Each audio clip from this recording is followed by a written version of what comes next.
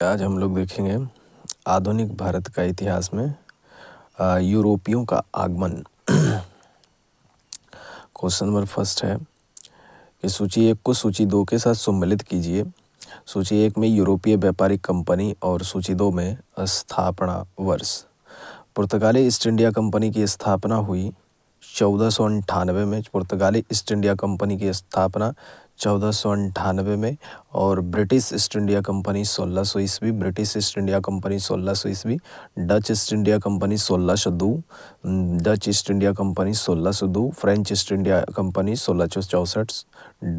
French east India company 1664। सूची 1 को सूची 2 के साथ सम्मिलित कीजिए। ये इधर यूरोपीय व्यापारी कंपनी है और इधर मुख्यालय है। पुर्तगाली ईस्ट इंडिया कंपनी का मुख्यालय गोवा था। पुर्तगाली ईस्ट इंडिया कंपनी का मुख्यालय गोवा था। ब्रिटिश ईस्ट इंडिया कंपनी का मुख्यालय कलकत्ता था। ब्रिटिश ईस्ट इंडिया कंपनी का मुख्यालय कलकत्ता था। डच ईस्ट इंडिया कंपनी का मुख्यालय नेगपट्टनम था और फ्रेंच ईस्ट इंडिया कंपनी का मुख्यालय पुडुचेरी था। फ्रेंच ईस्ट इंडिया कंपनी का मुख्यालय पुडुचेरी था। निम्नलिखित में से किस यूरोपीय व्यापारिक कंपनियों का मध्यकाल में भारत में आगमन हुआ? तो पुर्तगाली, ब्रिटिश, डच, डैनिश, फ्रेंच, फिंडर्स और स्वीडिश। निम्नलिखित में से किस यूरोपीय व्यापारिक कंपनियों का मध्यकाल में भारत में आगमन हुआ? पुर्तगाली, British, Dutch, Danish, French, Flanders और स्वीडिश, ये सभी। वह पुर्तगाली कौन था जिसने गोवा पर अधिकार किया था? Alfonso de Albuquerque. वह पुर्तगाली कौन था जिसने गोवा पर अधिकार किया था? अल्फांसो डी अल्बुकर्क था। भारत में ईस्ट इंडिया कंपनी का पहला गवर्नर जनरल था वारेन हेस्टिंग। भारत में ईस्ट इंडिया कंपनी का पहला गवर्नर जनरल था वारेन हेस्टिंग।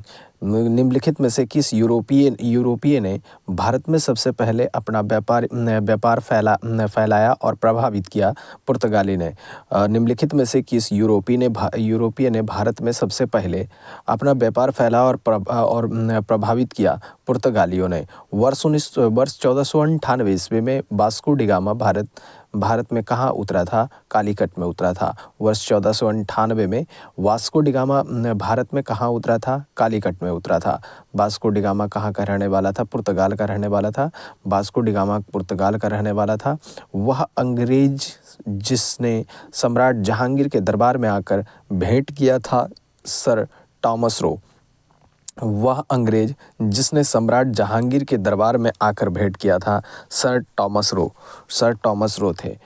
गोवा, दमन और दीव का उपनिवेशीकरण मूलतः किया गया था पुर्तगालियों द्वारा।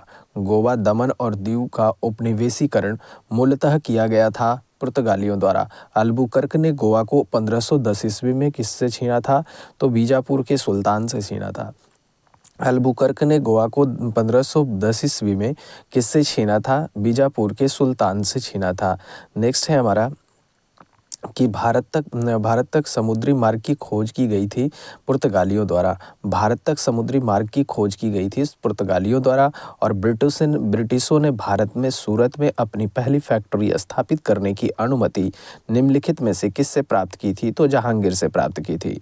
ब्रिटिशों ने भारत में सूरत में अपनी पहली फैक्ट्री स्थापित करने की अनुमति निम्नलिखित में से किससे प्राप्त की थी? तो जहांगीर से प्राप्त की थी। भारत के समुद्री मार्ग की खोज किसने की? वास्को डी गामा ने की। भारत के समुद्री मार्ग की खोज किसने की? वास्को डी गामा ने की। तृतीय कर्नाटक एंग्लो फ्रेंच संघर्ष की समाप्ति किस संधि से हुई? पेरिस की संधि से। तृतीय कर्नाटक युद्ध एंग्लो फ्रेंच संघर्ष की समाप्ति किस संधि से हुई? पेरिस की संधि से हुई। पुर्तगाली व्यापारिक कंपनी के भारत आगमन का सर्वप्रमुख उद्देश्य था काली मिर्च व अन्य मसालों के व्यापार पर एकाधिकार प्राप्त करना। पुर्तगाली व्यापारिक कंपनी के भारत आगमन का सर्वप्रमुख उद्देश्य था काली मिर्च व अन्य मसालों के व्यापार पर एकाधिकार प्राप्त करना। जब 17 मई 1498 ईस्वी में वास्को डी गामा कालीकट में उतरा तो उसने उसका स्वागत किया। किसने उसका स्वागत किया? कालीकट के राजा जमोरिन ने।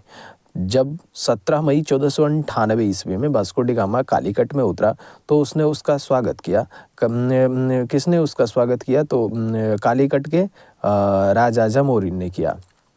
पुर्तगालियों ने भारत में सर्वप्रथम कहाँ फैक्ट्री स्थापित की थी? तो कालीकट में स्थापित की थी। पुर्तगालियों ने भारत में सर्वप्रथम कहाँ फैक्ट्री स्थापित की थी? कालीकट में स्थापित की थी। 1717 ईस्वी में निम्नलिखित में से कौन से मुगल सम्राट ने अंग्रेजों की ईस्ट इंडिया कंपनी को भारत में व्यापार पर विशेषाधिकार प्रदान करने का फरमान जारी किया? फारूक सियर ने। 1717 ईस्वी में निम्नलिखित में से कौन मुगल सम्राट ने अंग्रेजों की ईस्ट इंडिया कंपनी को भारत में व्यापार पर विशेषाधिकार प्रदान करने का फरमान जारी किया? फारूक सियर ने। ब्रिटिश के साथ बेसिन की संधि निम्नलिखित में से पेशवाओं में से किसने की थी? तो बाजीराव द्वितीय ने। ब्रिटिश के साथ बेसिन की संधि निम्नलिखित पेशवाओं में से किसने की थी? तो बाजीराव द्वितीय ने। ईस्ट इंडिया कंपनी के नेतृत्व में रॉबर्ट क्लाइव का उत्तराधिकारी निम्नलिखित में से कौन था? हेस्टिंग था। ईस्ट इंडिया कंपनी के नेतृत्व में रॉबर्ट क्लाइव का उत्तराधिकारी निम्नलिखित में से कौन था? हेस्टिंग्स था। किस पुर्तगाली गवर्नर ने नीले पानी की नीति यानी ब्लू वाटर पॉलिसी अपनाई? फ्रांसिस्को डी अल्मीडा ने। किस पुर्तगाली गवर्नर ने नीले पानी की नीति अपनाई? फ्रांसिस्को डी अल्मीडा ने। किसे भारत में पुर्तगाली साम्राज्य का वास्तविक संस्थापक कहा जाता है? अल्फांसो डी अल्बुकर्क को। किसे भारत में पुर्तगाली साम्राज्य का वास्तविक संस्थापक कहा जाता है? अल्फांसो डी अल्बुकर्क को। अल्बुकर्क ने बीजापुर के किस सुल्तान से गोवा को छीना? यूसुफ आदिल शाह से। अल्बुकर्क ने बीजापुर के किस सुल्तान से गोवा को छीना? यूसुफ आदिल शाह से। पुर्तगाली उपनिवेश का प्रथम गवर्नर भारत में कौन था? तो फ्रांसिस्को डी अल्मीडा था। पुर्तगाली उपनिवेश का प्रथम गवर्नर भारत में कौन हुआ? तो फ्रांसिस्को डी अल्मीडा हुआ। निम्नलिखित में से किस अंग्रेज ने पुर्तगालियों को सॉली के स्थान पर हराया? तो थॉमस वेस्ट को। निम्नलिखित में से किस अंग्रेज ने पुर्तगालियों को सॉली या सवाली के स्थान पर हराया? थॉमस वेस्ट को। नेक्स्ट है हमारा निम्नलिखित में से प्रथम कर्नाटक युद्ध का कौन सा तत्कालिक कारण था? तो अंग्रेजों द्वारा फ्रांसीसी जहाज़ों का अधिग्रहण। निम्नलिखित में से प्रथम कर्नाटक युद्ध का कौन सा तत्कालिक कारण था? तो अंग्रेजों द्वारा फ्रांसीसी जहाज़ों का अधिग्रहण। किसे जहांगीर ने खान की उपाधि से सम्मानित किया? हॉकिंस को। किसे जहांगीर ने खान की उपाधि से सम्मानित किया? हॉकिंस को। नेक्स्ट है हमारा कि उस क्षेत्र की पहचान करें जहां यूरोप वासियों को सर्वोत्तम सोरा और अफीम प्राप्त हुआ था। बिहार से। उस क्षेत्र की पहचान करें जहां से यूरोपियों को सर्वोत्तम सोरा और अफीम प्राप्त हुआ था। बिहार से। भारत में 1662 ईस्वी में अंग्रेजों ने अपनी पहली फैक्ट्री कहाँ स्थापित की थी? सूरत में। भारत में 1612 ईस्वी में अंग्रेजों ने पहली बार अपनी फैक्ट्री कहाँ स्थापित की थी? सूरत में। निम्नलिखित में से कि जिस एक शासक ने ईस्ट इंडिया कंपनी को दीवानी प्रदान की थी वह था शाह आलम द्वितीय। निम्नलिखित में से जिस एक शासक ने ईस्ट इंडिया कंपनी को दीवानी प्रदान की थी वह था शाह आलम द्वितीय। बंगाल की निम्नलिखित फैक्ट्री में से एक जो पुर्तगालियों द्वारा स्थापित की गई थी वह था हुगली। बंगाल की निम्नलिखित फैक्ट्रियों में से एक जो पुर्तगालियों द्वारा स्थापित की गई थी वह था हुगली। एक द्वीप पर निर्मित भारत का बड़ा नगर है मुंबई। एक द्वीप पर निर्मित भारत का बड़ा नगर है मुंबई। भारत में तंबाकू के प्रचलन का श्रेय किसे है? पुर्तगालियों का। भारत में तंबाकू के प्रचलन का श्रेय किसे है? पुर्तगालियों का। सूची 1 को सूची 2 के साथ सम्मिलित कीजिए। एस्तादो द इंडिया पुर्तगालियों के सामुद्रिक साम्राज्य का नाम। एस्तादो द इंडिया पुर्तगालियों के सामुद्रिक साम्राज्य का नाम। कार्टेज पुर्तगालियों द्वारा जारी किया जाने वाला पारपत्र या आज्ञापत्र। कार्टेज पुर्तगालियों द्वारा जारी किया जाने वाला पारपत्र या आज्ञापत्र। इंक्विजिशन, पुर्तगालियों द्वारा स्थापित धार्मिक न्यायाधिकार। इंक्विजिशन, पुर्तगालियों द्वारा स्थापित धार्मिक न्याय अधिकरण। पोर्टो ग्रैंडे, पुर्तगालियों द्वारा चिटगांव को दी गई संज्ञा। पोर्टो ग्रांडे यानी महान बंदरगाह, और पुर्तगालियों द्वारा चिटगांव को दी गई संज्ञा। नेक्स्ट है हमारा 18वीं सदी में भारत में लड़े गए युद्धों का निम्नलिखित में से सही कालानुक्रम कौन सा है? तो अंबर युद्ध, पलासी युद्ध, बांडीवास युद्ध, उसके बाद बक्सर युद्ध। 18वीं सदी में भारत में लड़े गए युद्धों का निम्नलिखित में से सही कालानुक्रम कौन सा है? तो अंबर युद्ध, पलासी युद्ध, उसके बाद बांडीवास का युद्ध, उसके बाद बक्सर का युद्ध। अंबर युद्ध, पलासी का युद्ध, उसके बाद बांडीवास का युद्ध, उसके बाद बक्सर का युद्ध। नेक्स्ट है हमारा कि भारत में यूरोपीय शक्तियों के प्रवेश के संदर्भ में कौन सा कथन सही नहीं है? तो पुर्तगालियों ने 1499 ईस्वी में गोवा पर कब्जा किया था, ये बात गलत है। बाकी सभी सही है। अंग्रेजों ने अपना पहला कारखाना दक्षिण में मछलीपट्टनम में लगाया। पूर्वी भारत में अंग्रेजी कंपनी ने 1633 ईस्वी में उड़ीसा में अपना कारखाना लगाया। डुप्ले के नेतृत्व में फ्रांसीसियों ने 1746 ईस्वी में मद्रास पर कब्जा किया। नेक्स्ट है हमारा कि भारत में फ्रांसीसियों ने अपना सबसे पहला कारखाना निम्न स्थानों में से कहाँ लगाया? सूरत में। भारत में फ्रांसीसियों ने अपना सबसे पहला कारखाना निम्न स्थानों में से कहाँ लगाया? सूरत में। भारत में पहली मुद्रण मशीन की स्थापना किसने की? पुर्तगालियों ने। भारत में पहली मुद्रण मशीन की स्थापना किसने की? पुर्तगालियों ने। यूरोपीय व्यापारिक कंपनी के कारखाने होते थे भंडार गृह एवं उत्पादन केंद्र दोनों। यूरोपीय व्यापारिक कंपनियों के कारखाने होते थे भंडार गृह एवं उत्पादन केंद्र दोनों। पुर्तगाली उपनिवेशों गोवा, दमन और दीव को किस वर्ष जन आंदोलन के बल पर भारत सरकार ने भारतीय गणराज्य में विलय किया? 1961 में। पुर्तगाली उपनिवेशों गोवा, दमन और दीव को किस वर्ष जन आंदोलन के बल पर भारत सरकार ने भारतीय गणराज्य में विलय किया? 1961 में। पुर्तगालियों की पहली फैक्ट्री कालीकट में 1500 ईस्वी में किसने स्थापित किया? Pedro Alvarez Cabral. पुर्तगालियों की पहली फैक्ट्री कालीकट में 1500 ईस्वी में किसने स्थापित किया? Pedro Alvarez Cabral. नेक्स्ट है हमारा कि भारत से भारतीय वस्त्रों को प्रमुख निर्यात की वस्तु बनाने का श्रेय किसे है? तो फ्रांसीसियों को है।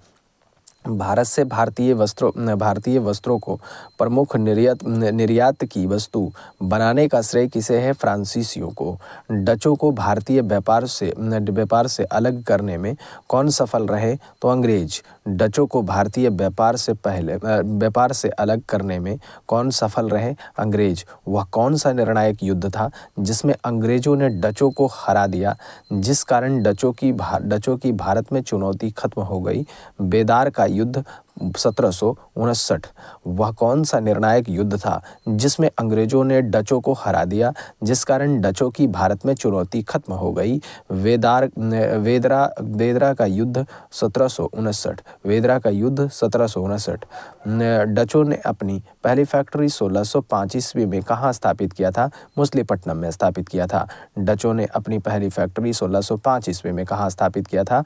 मछलीपट्टनम में स्थापित किया था। सीकरी और आगरा पहुंचने वाला पहला अंग्रेज व्यापारी था रॉल्फ फिंच। सीकरी और आगरा पहुंचने वाला पहला अंग्रेज व्यापारी था Ralph Fitch. British East India Company का गठन किया मर्चेंट एडवेंचर्स यानी साहसिक व्यापारियों के नाम से जाने जाने वाले लंदन के कुछ व्यापारियों ने ब्रिटिश ईस्ट इंडिया कंपनी का गठन किया। मर्चेंट एडवेंचर्स यानी साहसिक व्यापारियों के नाम से जाने जाने वाले लंदन के कुछ व्यापारियों ने किया।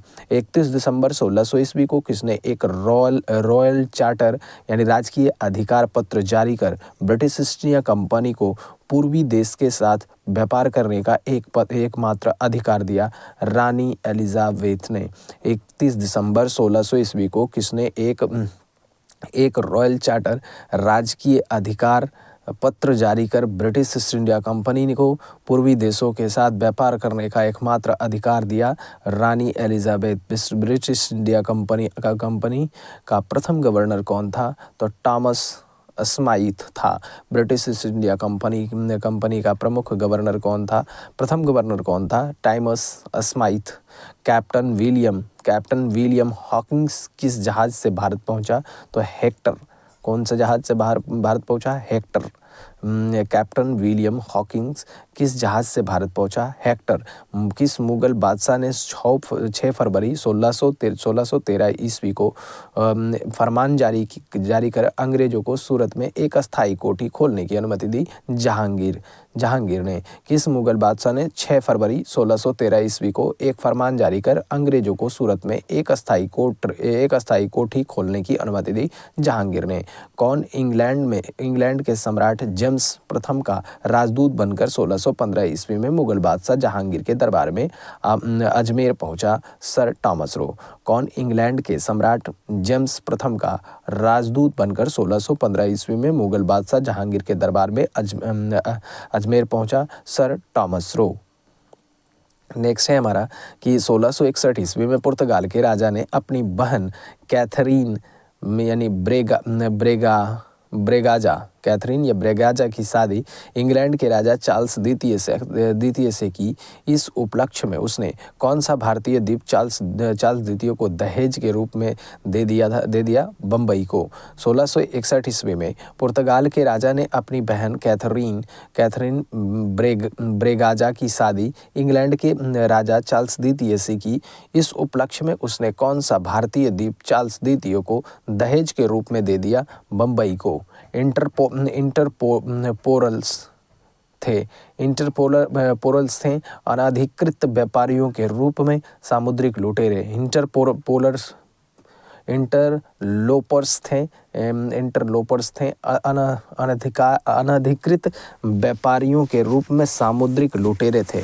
1632 ईस्वी में गोलकुंडा के किस सुल्तान ने अंग्रेजों के नाम पर सुनहला फरमान जारी कर 500 पैगोडा वार्षिक कर के एवज में उन्हें गोलकुंडा राज्य के बंदरगाहों में स्वतंत्रता पूर्वक व्यापार करने की अनुमति दी?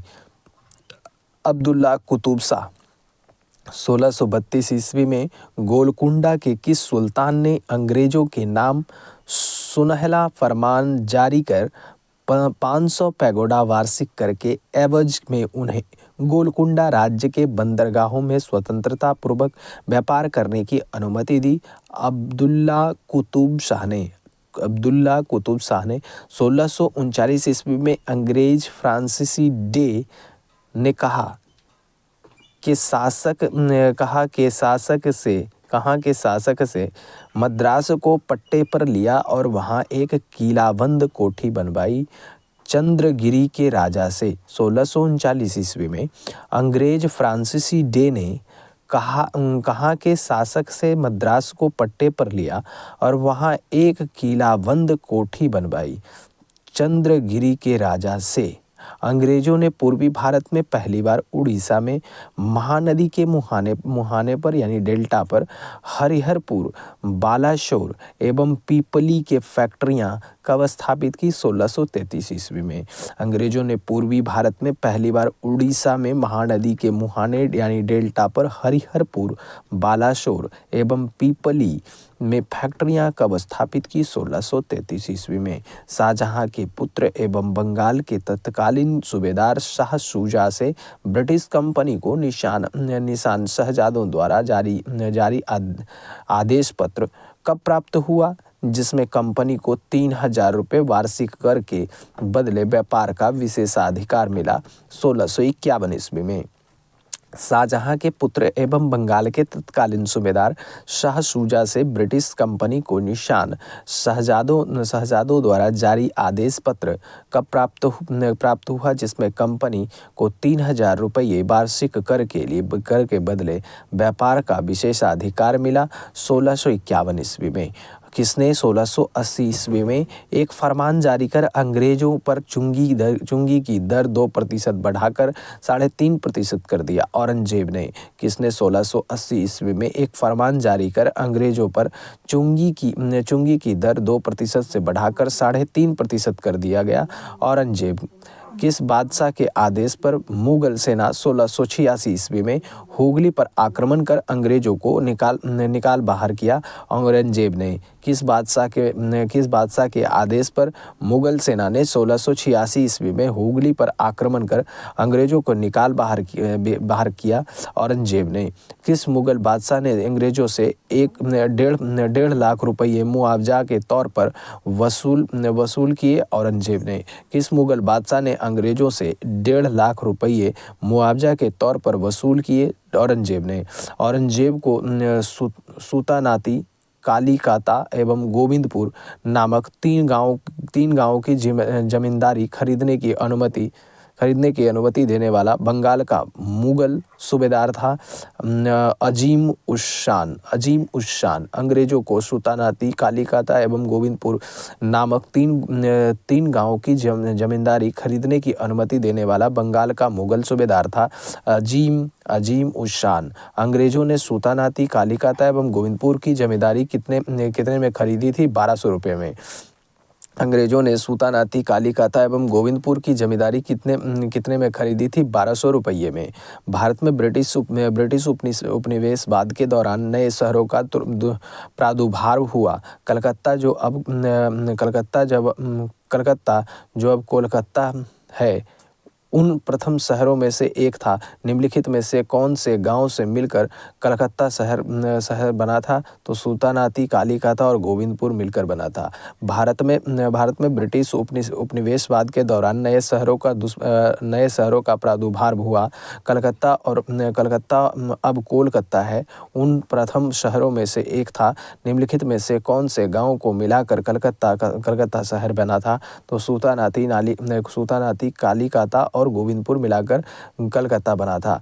30 दिसंबर 1716 ईस्वी में मुगल बादशाह फारूक शीर द्वारा ब्रिटिश कंपनी के नाम जारी फरमान के संबंध में क्या सही है?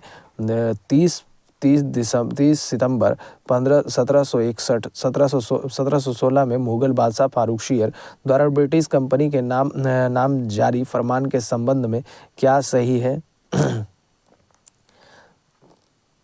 देखिए, सही है कि इनके द्वारा कंपनी को केवल 3,000 रुपये के वार्षिक खराज पर निःशुल्क व्यापार करने का अधिकार मिला।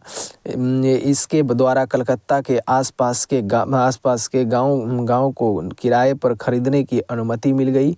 और नेक्स्ट है हमारा कि इसके द्वारा बंगाल के शाही मुद्रालय में सिक्का ढालने की अनुमति मिली। किसके द्वारा जारी फरमान को अंग्रेजी ऑर्म ने बंगाल में ब्रिटिश व्यापार का मैग्ना कार्टा बनाया? तो फारूक शीर द्वारा जारी फरमान। किसके द्वारा जारी फरमान को अंग्रेज ऑर्म ने बंगाल में ब्रिटिश व्यापार का मैग्ना कार्टा बनाया? फारूक शीर द्वारा जारी फरमान। निम्नलिखित में से कौन अंग्रेज जहांगीर के समय में भारत नहीं आया था? Ralph Fitch. निम्नलिखित में से कौन अंग्रेज जहांगीर के समय भारत नहीं आया था? Ralph Fitch. आया कौन था? तो विलियम हॉकिंस आया था, पादरी एडवर्ड टेरी आया था और सर टॉमस रो आया था। विलियम हॉकिंस आया था, पादरी एडवर्ड टेरी आया था और सर टॉमस रो आया था जहांगीर के शासनकाल में, है ना। निम्नलिखित में से कौन अंग्रेज जहांगीर के समय में भारत नहीं आया था? तो रॉल्फ फिंच केवल नहीं आया था। सुमेलित कीजिए। अंग्रेज यात्री इधर हैं और इधर मुगल बादशाह हैं। तो यहाँ पर देखिए, जॉन मेल्डन हॉल अकबर के दरबार में आया था। मुगल बादशाह, ठीक है। जॉन मेल्डेन हॉल अकबर के दरबार में आया था, और विलियम हॉकिंस आया था जहांगीर के दरबार में, और जॉन सरमैन आया था फारुखसियर के दरबार में। जॉन मेल्डेन हॉल आया था अकबर के दरबार में, विलियम हॉकिंस आया था जहांगीर के दरबार में, और जॉन सरमैन आया था फारुखसियर के दरबार में। नेक्स्ट है हमारा, बंगाल में अंग्रेजों की कंपनी के बारे में किसने कहा? यह एक कुस्तिस्त या नीच झगड़ालू लोगों और बेईमान व्यापारियों की कंपनी है, शाइस्ता खां ने कहा था। बंगाल में अंग्रेजों की कंपनी के बारे में किसने कहा? यह एक कुस्तित या नीच झगड़ालू लोगों और बेईमान व्यापारियों की कंपनी है, शाइस्ता खां ने कहा था। सम्मिलित कीजिए, Fort William Calcutta, Fort Geldria Pulicat, Fort Geldria कुलिकट, Fort Gustavus Chinsura, Fort Gustavus Chinsura, Fort Louis Pondicherry. Next है हमारा, फ्रांसीसी मार्टिन ने बीजापुर के सुल्तान सिकंदर आदिल शाह के अधीनस्थ बलिकोंडपुर में मुस्लिम सूबेदार शेर खां लोदी से पर्दुचेरी नामक एक छोटा गांव प्राप्त किया। मार्टिन ने पर्दुचेरी का विकास किसके रूप में किया? तो पांडिचेरी के रूप में किया। फ्रांसीसी मार्टिन के बीजापुर के सुल्तान सिकंदर आदिल शाह के अधीनस्थ बलिकोंडापुरम के मुस्लिम सूबेदार शेर खां लोदी से पर्दुचेरी नामक एक छोटा सा गांव प्राप्त किया। मार्टिन ने पर्दुचेरी का विकास किसके रूप में किया? पांडिचेरी के रूप में किया। फ्रांसीसियों को चंद्रनगर बस्ती किसने भेंट किया था? तो शाइस्ता खां ने। फ्रांसीसियों को चंद्रनगर बस्ती किसने भेंट किया था? शाइस्ता खां ने। मुगल बादशाह ने किसे नवाब की पदवी प्रदान की? डुप्ले ने। मुगल बादशाह ने किसे नवाब की पदवी प्रदान की? डुप्ले ने। नेक्स्ट है, डुप्ले के संबंध में क्या सही है? तो डुप्ले के संबंध में यह सही है कि वह पहला व्यक्ति था जिसने भारत में यूरोपीय साम्राज्य यानी उपनिवेश की नींव रखी। उसने पहली बार यूरोपीय सेना को भारतीय राज दरबार में भारतीय खर्च पर नियुक्त करवाया था। उसने पहली बार वे हथकंडे प्रयोग किए जो भारत को जीतने के लिए अंग्रेजों के मार्गदर्शक बने। पांडिचेरी के गवर्नर जनरल बनने के पूर्व डुप्ले कहाँ का गवर्नर नियुक्त किया गया था? चंद्रनगर का। पांडिचेरी के गवर्नर बनने के पूर्व डुप्ले कहाँ का गवर्नर नियुक्त किया गया था? चंद्रनगर का। डुप्ले के बाद पांडिचेरी का गवर्नर जनरल कौन था? गोडेहू था। डुप्ले के बाद पांडिचेरी का गवर्नर कौन था? गोडेहू था। नेक्स्ट है हमारा कि फ्रांसीसियों के पतन का कारण था कि अंग्रेजों की नौसैनिक श्रेष्ठता एवं भारत के बाहर अंग्रेजों से व्यापारिक प्रतिद्वंदिता, फ्रांसीसी सरकार के समर्थन का अभाव और फ्रांसीसी कंपनी का दुर्बल संगठन। फ्रांसीसियों का पतन का कारण था अंग्रेजों के नौसैनिक श्रेष्ठता एवं भारत के बाहर अंग्रेजों से व्यापारिक प्रतिद्वंदिता, फ्रांसीसी सरकार के समर्थन का अभाव, फ्रांसीसी कंपनी का दुर्बल संगठन। निम्नलिखित में से कौन सा युद्ध निर्णायक युद्ध था जिसमें फ्रांसीसी हार गए और अंग्रेजों की सर्वोच्चता स्थापित हो गई? वांडीवास का युद्ध 1760 में। निम्नलिखित में से कौन सा युद्ध निर्णायक युद्ध था जिसमें फ्रांसीसी हार गए और अंग्रेजों की सर्वोच्चता स्थापित हो गई? वांडीवास का युद्ध 1760 में। कौन सा युद्ध यूरोपीय अंग्ल फ्रांसीसी युद्ध का विस्तार नहीं था? तो द्वितीय कर्नाटक युद्ध 1749 से 1754।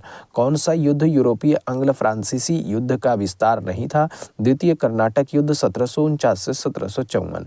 प्रथम कर्नाटक युद्ध की समाप्ति किस संधि से हुई थी? तो एला सापेल की संधि।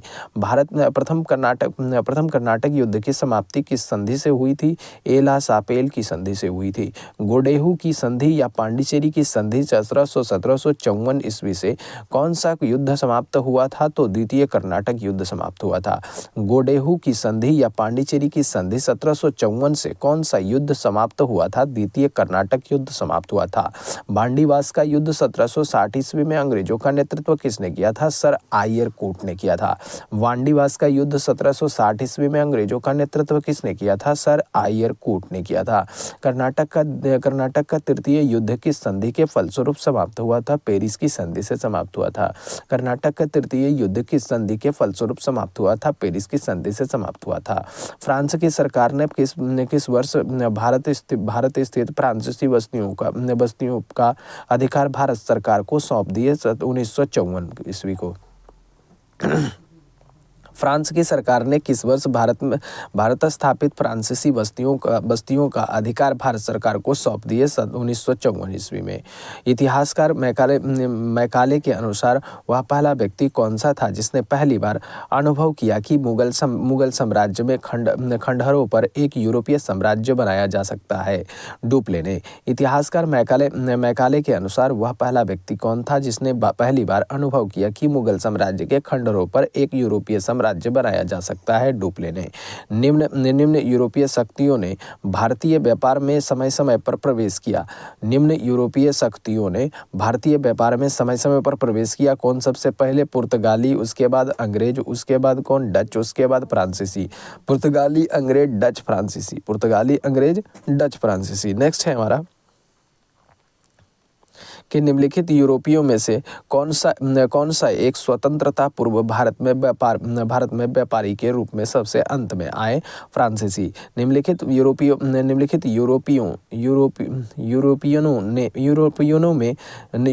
में से कौन सा एक स्वतंत्रता पूर्व भारत में व्यापारी के रूप में सबसे अंत में आए? फ्रांसीसी। भारत का बादशाह उस समय कौन था जब ब्रिटेन की ईस्ट इंडिया कंपनी की स्थापना हुई थी? अकबर था। भारत का बादशाह उस समय कौन था जब ब्रिटिश ईस्ट इंडिया कंपनी की स्थापना हुई? अकबर था। 17वीं सदी के दौरान दक्षिण भारत में यूरोपीय व्यापारिक कंपनियों की सफलता के लिए निम्नलिखित में से कौन सा कारण था? तो कारण था कि दक्षिण में मुगल उतनी तादाद में नहीं थे जितनी उत्तर में। दक्षिण में मुगल उतनी तादाद में नहीं थे जितनी उत्तर में। नेक्स्ट है हमारा कि विजय राज्य 16वीं सदी के अंत में उखाड़ फेंका गया। विजयनगर राज्य 16वीं सदी के अंत में उखाड़ फेंक दिया गया। और ये वाला सही हो जाएगा कि दक्षिण में अनेक छोटे और कमजोर राज्य थे। नेक्स्ट है हमारा कि 15 अगस्त 1947 के बाद भी भारत का कौन सा भाग पुर्तगाल के अधीन रहा था? गोवा। 15 अगस्त 1947 के बाद भी भारत का कौन सा भाग पुर्तगाल के अधीन रहा था? तो गोवा। पांडिचेरी वर्तमान पुडुचेरी के संदर्भ में निम्नलिखित कथनों पर विचार कीजिए। तो पांडिचेरी पर कब्जा करने वाली पहली यूरोपीय शक्ति फ्रांसीसी थे। यही सही है, केवल यही सही है। लंदन में ब्रिटिश ईस्ट इंडिया कंपनी के गठन के समय भारत का निम्नलिखित में से कौन सा बादशाह था? तो अकबर था। लंदन में ब्रिटिश ईस्ट इंडिया कंपनी के गठन के समय भारत का निम्नलिखित में से कौन बादशाह था? तो अकबर था। बांडीवास के युद्ध 1760 ईस्वी में ब्रिटिश ने फ्रेंच को हराया। बांडीवास का युद्ध 1760 ईस्वी में हुआ जिसमें ब्रिटिश ने फ्रेंच को हराया। नेक्स्ट यहाँ पर हमारा विविध देख लेंगे मध्यकालीन भारत। देखिए यहाँ पर कुछ क्वेश्चन है जो कि विविध से हैं। निम्नलिखित में से कौन सुमेलित नहीं है? तो यहाँ पर सुमेलित नहीं है खजुराहो, चंदेल सुमेलित नहीं है। एलोरा, शक और मीनाक्षी मंदिर पल्लव वंश, शक वंश। यहाँ हो जाएगा महाबलीपुरम राष्ट्रकूट। बड़ा इमाम बाड़ा कहाँ स्थित है? लखनऊ में स्थित है। बड़ा इमाम बाड़ा कहाँ स्थित है? लखनऊ में स्थित है। नेक्स्ट है हमारा कि किस राजपूत शासक ने जिस मोहम्मद शाही नामक आंकड़ों का समूह बनाया जिससे लोग खगोल संबंधी अवलोकन कर सके? तो सवाई जय सिंह। किस राजपूत शासक ने जिस मोहम्मद शाही नामक आंकड़ों का समूह बनाया जिससे लोग खगोल संबंधी अवलोकन कर सके? तो सवाई जय सिंह। हवा महल कहाँ अवस्थित है? तो जयपुर में अवस्थित है। हवा महल कहाँ अवस्थित है? जयपुर में अवस्थित है। प्रसिद्ध चेतक घोड़ा किससे संबंधित है? तो राणा प्रताप से संबंधित है। प्रसिद्ध चेतक घोड़ा किससे संबंधित है? महाराणा प्रताप से संबंधित है। निम्नलिखित युद्ध भूमियों को उसके सही राज्यों के साथ जोड़ दीजिए। तो जोड़ देते हैं। हल्दी घाटी जो है, हल्दी घाटी राजस्थान में है। हल्दी घाटी राजस्थान में। पानीपत हरियाणा, पानीपत हरियाणा। बक्सर हो गया बिहार, बक्सर हो गया बिहार। पलासी हो गया पश्चिम बंगाल, पलासी हो गया पश्चिम बंगाल। निम्नलिखित कथनों में से कौन सा कथन 8वीं सदी के शंकराचार्य के बारे में सही नहीं है? तो उन्होंने प्रयाग का तीर्थराज नाम दिया, गलत बात है। ये उन्होंने भारत के विभिन्न क्षेत्रों में 4 धाम स्थापित किए, ये सही। उन्होंने बौद्ध धर्म व जैन धर्म के विस्तार पर रोक लगाई, ये सही। उन्हें वेदांत का प्रसार किया, ये भी सही। नेक्स्ट है हमारा, निम्नलिखित में से किसने दिल्ली में खगोलीय वेधशाला जिसे जंतर मंतर कहते हैं बनवाई थी? जय सिंह द्वितीय ने बनवाई थी। निम्नलिखित में से किसने दिल्ली में खगोलीय वेधशाला जिसे जंतर मंत्र कहते हैं बनवाई थी? जय सिंह द्वितीय ने। गोविंद महल जो हिंदू वास्तुकला का अति प्रतिम उदाहरण है, दतिया में स्थित है। दतिया में गोविंद महल जो हिंदू वास्तुकला का प्रतिम उदाहरण है, स्थित है दतिया में। निम्नलिखित को कालानुक्रम व्यवस्थित करे एवं सही उत्तर नीचे दिए गए कूट की सहायता से ढूंढे। यहाँ हो जाएगा पद्मिनी, उसके बाद हो जाएगा दुर्गावती, पद्मिनी, दुर्गावती, ताराबाई और अहिल्याबाई। पद्मिनी, दुर्गावती, ताराबाई, अहिल्याबाई। नेक्स्ट हो जाएगा सूची 1 को सूची 2 के साथ सम्मिलित करें तथा नीचे दी गई कूट का सही उत्तर चुनिए। एलिफेंटा जो हो जाएगा वो गुफा है। एलिफेंटा गुफा है। श्रवण बेलगोला मूर्ति है। श्रवण बेलगोला कुछ है मूर्ति है। श्रवण बेलगोला मूर्ति है। खजुराहो जो है, खजुराहो जो हो गया वो आपका हो गया मंदिर। खजुराहो मंदिर। सांची स्तूप। नेक्स्ट है हमारा कि निम्नलिखित में से कौन बीज गणित के क्षेत्र में अपने योगदान के लिए विशेष रूप से जाना जाता है? तो भास्कर। निम्नलिखित में से कौन बीज गणित के क्षेत्र में अपने योगदान के लिए विशेष रूप से जाना जाता है? भास्कर। निम्नलिखित में से कौन सबसे प्राचीन वाद्य यंत्र है? वीणा। निम्नलिखित में से कौन सबसे प्राचीन वाद्य यंत्र है? वीणा। निम्नलिखित 4 बाहरी आक्रमणों को कालक्रमानुसार अवस्थित करे एवं नीचे दिए गए कूट से सही उत्तर ढूंढ लीजिए। तो ढूंढिए यहाँ पर। पहले हो जाएगा अहमद शाह अब्दाली, नहीं, चंगेज खां हो जाएगा। उसके बाद तैमूर लंग हो जाएगा। उसके बाद नादिर शाह। उसके बाद अहमद शाह अब्दाली। तैमूर लंग, चंगेज खां, तैमूर लंग, नादिर शाह, अहमद शाह अब्दाली। नेक्स्ट है हमारा, नेक्स्ट है कौन से बृहद मंदिर के प्रारंभिक अभिकल्पना तथा निर्माण सूर्यवर्मन द्वितीय के राजकाल के दौरान हुए थे? अंकोर वाट मंदिर। कि कौन से बृहद मंदिर के प्रारंभिक अभिकल्पना तथा निर्माण सूर्यवर्मन द्वितीय के राजकाल के दौरान हुआ था? तो अंकोर वाट मंदिर। नेक्स्ट है हमारा सूची 1 को सूची 2 के साथ सम्मिलित कीजिए और सूचियों के नीचे दिए गए कूट का सही प्रयोग कर उत्तर चुनिए। पुरातात्विक, यहाँ सूची 1 में है पुरातात्विक स्मारक स्थल और सूची 2 में है राज्य। तो यहाँ पर हो जाएगा यहाँ होगा शिशुपालगढ़ उड़ीसा हो जाएगा। शिशुपालगढ़ उड़ीसा हो जाएगा। पीपर हवा हो जाएगा। उत्तर प्रदेश। पिपरहवा हो जाएगा उत्तर प्रदेश। गोलपाड़ा हो जाएगा असम में। गोलपाड़ा असम। बिष्णुपुर मणिपुर। निम्नलिखित कथनों पर विचार कीजिए। तो दक्षिण भारत के इक्ष्वाकु शासक बौद्ध मत के विरोधी थे, सही बात। पूर्वी भारत के पाल शासक बौद्ध मत के समर्थक थे, सही बात। नेक्स्ट है हमारा कि निम्नलिखित कथनों पर विचार कीजिए। कथन 1 है कि हिंदू देवी देवताओं तथा मुस्लिम संतों के प्रशंसा में रचित गीतों का संग्रह किताब नौरश इब्राहिम आदिल शाह द्वितीय द्वारा लिखा गया, सही बात। भारत में कव्वाली के नाम से जाने जाने वाली संगीत शैली के प्रारंभिक रूप का आरंभ अमीर खुसरो थे, ये भी सही बात। निम्नलिखित कथनों में से कौन सा सही नहीं है? तो सही नहीं है अली मर्दान खां ने बंगाल में राजस्व कृषि पद्धति आरंभ की, ये गलत बात है भैया। उसके बाद नेक्स्ट है कि सही बात क्या बचा? तो महाराजा रणजीत सिंह ने लाहौर से तोपों के निर्माण के लिए आधुनिक ढलाई खाने स्थापित किए। अम्बेर में सवाई जय सिंह ने यूक्लिड के रेखा गणित के तत्वों का संस्कृत में अनुवाद करवाया और मैसूर के सुल्तान टीपू ने श्रृंगेरी मंदिर में देवी शारदा की मूर्ति के निर्माण के लिए धन दिए। नेक्स्ट है हमारा निम्नलिखित घटनाओं पर विचार कीजिए। तो पहला घटना हो गया कुतुब मीनार का निर्माण। उसके बाद हो गया फिरोज शाह तुगलक की मृत्यु। उसके बाद हो गया पुर्तगालियों का भारत में आगमन। उसके बाद हो गया विजयनगर के कृष्णदेव राय का शासनकाल। नेक्स्ट है हमारा सूची 1 को सूची 2 के साथ सम्मिलित कीजिए और सूचियों के नीचे दिए गए कूट का प्रयोग कर सही उत्तर चुनिए। सही उत्तर हो जाएगा एकता मराठे। देख लें उनके बारे 2 3 4 1 2 3 4 1। एकता हो गया दिल्ली के सुल्तान। जागीर हो गया 2। जागीर हो गया मुगल।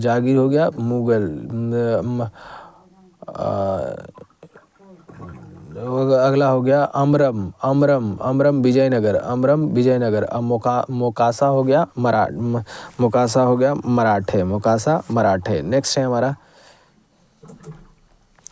निम्नलिखित पर विचार करिए तो हो गया पहले आ जाएगा कुतुब मीनार के बाद उसके बाद तुगलकाबाद किला हो जाएगा। कुतुब मीनार तुगलकाबाद किला, उसके बाद लोधी गार्डन, उसके बाद फतेहपुर सीकरी। नेक्स्ट हमारा सूची 1 को सूची 2 के साथ सम्मिलित कीजिए और सूचियों के नीचे दिए गए कूट का सही प्रयोग करिए। तो देखिए 1556 में हो गया कौन सी? अकबर का राजरोहण हो गया 1556 में। उसके बाद 1600 ईस्वी में कौन सी हो गया? ईस्ट इंडिया कंपनी को एकाधिकार पत्र चार्टर प्रदान किया गया 1600 ईस्वी में। 1600 ईस्वी में ईस्ट इंडिया कंपनी को अधिकार पत्र चार्टर प्रदान किया गया। और 1686 ईस्वी में भैया 1686 ईस्वी में हमारा शिवाजी का देहांत हो गया। 1686 ईस्वी में शिवाजी का देहांत हो गया और 1739 ईस्वी में नादिर शाह दिल्ली पर आक्रमण कर दिया। 1739 में नादिर शाह दिल्ली पर आक्रमण कर दिया। नेक्स्ट है हमारा कि महाभारत की विषय वस्तु पर विभिन्न भाषाओं के कृतिकारों के निम्नलिखित युग्मों में से कौन सा एक सही सम्मिलित है? तो चंपा कन्नड़, बाकी सब गलत है। महाभारत की विषय वस्तु पर विभिन्न भाषाओं के कृतिकारों के निम्नलिखित युग्मों में से कौन सा एक सही सम्मिलित है? तो पंपा कन्नड़। सम्मिलित करने बोल रहा है। सम्मिलित कीजिए सूची 1 को सूची 2 के साथ सम्मिलित कीजिए। पानीपत की दूसरी लड़ाई किसके बीच हुई थी बताइए? पानीपत की दूसरी लड़ाई हुई थी 4-3-1-2 है, ठीक है, 4-3-1-2। तो पानीपत की दूसरी लड़ाई हो गई भारत में मुगल शासन। उसके बाद तराइन की द्वितीय लड़ाई हो गई भारत में तुर्की शासन। तालीकोटा की लड़ाई हो गई भारत में ब्रिटिश शासन। अब भारत में ब्रिटिश शासन स्थापित हुआ। पलासी की लड़ाई हो गई, विजयनगर साम्राज्य का पतन हो गया। विजयनगर साम्राज्य का पतन हो गया। नेक्स्ट है हमारा कि निम्नलिखित में से कौन सा एक युग्म सही सम्मिलित है? तो अमरावती बौद्ध स्तूप आंध्र प्रदेश में है। आंध्र प्रदेश में है। सूर्य मंदिर स्थित है कोणार्क में। नेक्स्ट है हमारा कि सूची 1 को सूची 2 के साथ सम्मिलित कीजिए और सूचियों को नीचे दिए गए कूटों की सहायता से उत्तर चुनिए। अलाई दरवाजा दिल्ली में है। अलाउद्दीन खिलजी ने बनवाया। अलाई दरवाजा दिल्ली में है, अलाउद्दीन खिलजी ने बनवाया। बुलंद दरवाजा फतेहपुर सीकरी में है, अकबर ने बनवाया। बुलंद दरवाजा फतेहपुर सीकरी में है, अकबर ने बनवाया। मोती मस्जिद आगरा में है, शाहजहां ने बनवाया। मोती मस्जिद आगरा में है, शाहजहां ने बनवाया। मोती मस्जिद दिल्ली औरंगजेब मोती मस्जिद दिल्ली औरंगजेब ने बनवाया। पृथ्वीराज विजय का लेखक कौन था? जैनक था। पृथ्वीराज विजय का लेखक कौन था? जैनक था। नागर, द्रविड़ और बेसर है। नागर, द्रविड़, बेसर है। भारतीय मंदिर वास्तु की 3 मुख्य शैलियाँ। नागर, द्रविड़, बेसर है। भारतीय मंदिर वास्तु की 3 मुख्य शैलियाँ। यहाँ तक हो गया समाप्त। और कल हम लोग देखेंगे ब्रिटिश सत्ता का विस्तार बंगाल, मैसूर, पंजाब आदि के संदर्भ में। तो ये